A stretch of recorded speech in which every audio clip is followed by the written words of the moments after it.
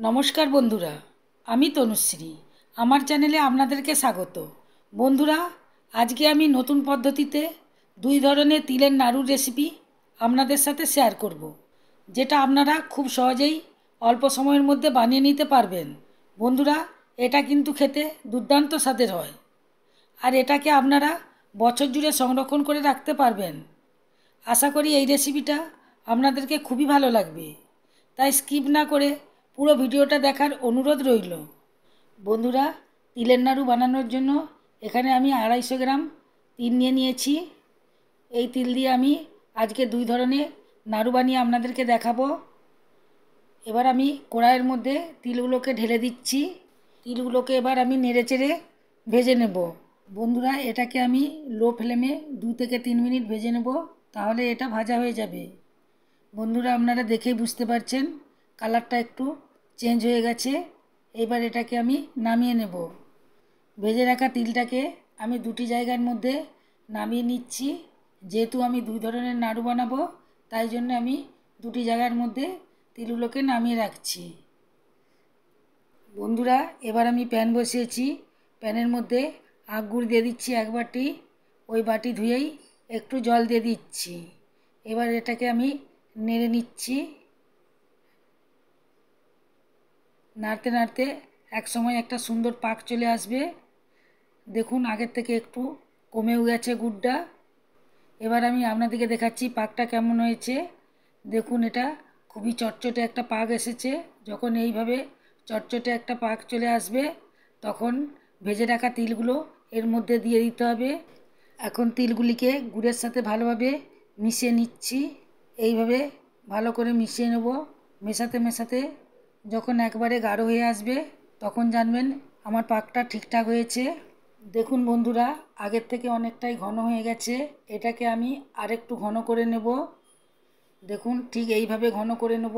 যখন এইভাবে ঘন হয়ে যাবে, তখন এটাকে আমি নামিয়ে রেখে দিয়েছি। এটাকে আমি একটু ঠান্ডা করে নেব। এদিকে ঠান্ডা হতে থাক, আমি আরেক ধরনের নাড়ু বানানোর জন্য এটাকে গুঁড়িয়ে নেব। তিলগুলো ঠান্ডা হয়ে গেছে। এবার আমি একটা মিক্সিং জারের মধ্যে ঢেলে দিচ্ছি, দিয়ে এটাকে গুঁড়িয়ে নেব। গুঁড়ানো হয়ে গেছে, আপনারা দেখেই বুঝতে পারছেন। বন্ধুরা, একটা জায়গার মধ্যে আমি ঢেলে দিয়েছি। বন্ধুরা, এটাকে খুব বেশি মিহি করে গুঁড়াইনি, একবার মাত্র ঘুরিয়ে নিয়েছি। নামিয়ে রাখা গুড় দিয়ে যে তিলটা বানিয়েছিলাম, সেটা হালকা ঠান্ডা হয়ে গেছে। হাতের মধ্যে আমি একটু ঘি মেখে নিয়েছি। এবার এখান থেকে একটু একটু নিয়ে নাড়ু বানিয়ে নেব। তারপর হাতের মধ্যে এইভাবে ঘুরিয়ে নিলেই সুন্দর একটা নাড়ু বানানো হয়ে যাবে। আমি আবার একটা আপনাদেরকে দেখাচ্ছি। বন্ধুরা, এই নাড়ু বানানো খুবই সহজ। আপনারা দেখতেই পাচ্ছেন কত সহজেই নাড়ুগুলো বানানো হয়ে যাচ্ছে। বন্ধুরা, তিলের নাড়ু সাধারণত খুবই শক্ত হয়, কিন্তু এইভাবে বানালে নাড়ুগুলি খুব শক্ত হবে না, তাহলে খেতে খুবই ভালো লাগবে। দেখুন, সব তিলের নাড়ুগুলি আমি বানিয়ে নিয়েছি। দেখুন, তিলের নাড়ু খুবই সুন্দরভাবে তৈরি হয়ে গেছে। বন্ধুরা, এবার আমি আরেক ধরনের নাড়ু বানিয়ে নেব। তার জন্য গুঁড়ো করা তিলগুলো আমি প্যানের মধ্যে দিয়ে দিয়েছি। এটা আমার 1 বাটি তিল হবে। এর জন্য দিয়ে দিচ্ছি আমি 2 বাটি চিনি। এরপর দিয়ে দিচ্ছি 1 চামচ ঘি। বন্ধুরা, এবার আমি দিয়ে দিচ্ছি অল্প পরিমাণে জল। এটা আমার 6 চামচের মতো জল হবে। এবার আমি চিনি আর গুঁড়ো করা তিলটাকে একসাথে মিশিয়ে নিচ্ছি। এইভাবে মেশাতে থাকবো, আর চিনি থেকে আমার জল ছেড়ে যাবে। বন্ধুরা, চিনিটা এখানে গলতে শুরু করে দিয়েছে, তাই আগের থেকে অনেকটা নরম হয়ে গেছে। চিনিটা সম্পূর্ণ গলে গেলে আরও নরম হয়ে যাবে। বন্ধুরা, এটাকে আমি কয়েক মিনিট ধরে নেড়ে চেড়ে খুব সুন্দরভাবে পাক তৈরি করে নিয়েছি। এই রকম নরম হয়েছে। এইবার আমি দিয়ে দিচ্ছি এলাচ গুঁড়ো। এলাচ গুঁড়ো দিলে খেতে খুবই ভালো হয়। এরপরেও আমি মিনিট খানেক ধরে নেড়ে নিয়েছি। যেহেতু এটা আমি চিনি দিয়ে তৈরি করছি, এর থেকে বেশি ঘন করব না। এই অবস্থাতে নামিয়ে রাখবো।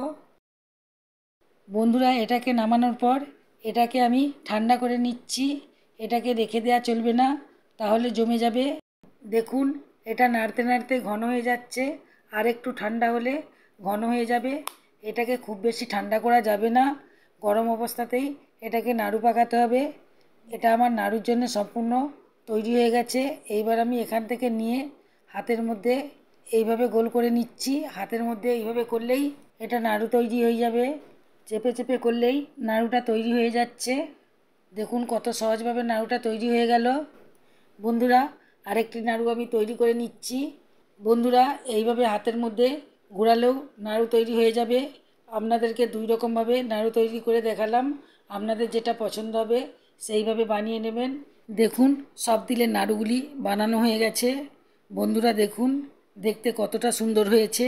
তিলের নাড়ু তো আপনারা অনেক রকমভাবে বানিয়েছেন, একবার এইভাবে বানিয়ে দেখবেন। এর স্বাদ আপনারা কখনোই ভুলতে পারবেন না। এইভাবে তিলের নাড়ু বানালে বছর জুড়ে সংরক্ষণ করে রাখতে পারবেন, খারাপ হবে না। লক্ষ্মী পুজো, কালী পুজো ছাড়াও যে কোনো পুজোতেই এই তিলের নাড়ু আগে থেকেই আপনারা বানিয়ে রাখতে পারবেন। আশা করি আজকের দুই ধরনের তিলের নাড়ুর রেসিপি আপনাদেরকে খুবই ভালো লেগেছে। তাহলে লাইক দিতে ভুলবেন না। এই রকম নতুন নতুন রেসিপি পেতে আমার চ্যানেলকে অবশ্যই সাবস্ক্রাইব করবেন এবং বন্ধুদের মধ্যে প্রচুর শেয়ার করবেন।